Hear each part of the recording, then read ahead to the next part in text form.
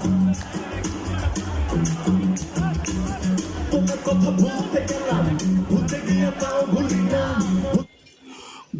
I I চাঁদ মামা গান গেয়ে প্রীতম হাসান পুরাই ভাইরাল।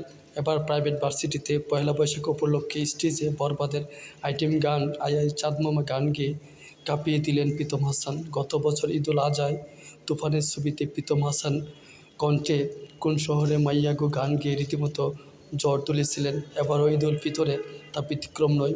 বরবাদ সিনেমায় আই আই চাঁদ মামা গান গেয়ে ঝড় তুলেছেন সোশ্যাল মিডিয়ায়। Facebook, TikTok, Instagram, stage program কিংবা ডিজে পার্টি, বিয়ে বাড়িতে আই আই চাঁদ মামা গান ছাড়া যেন জমছেই না।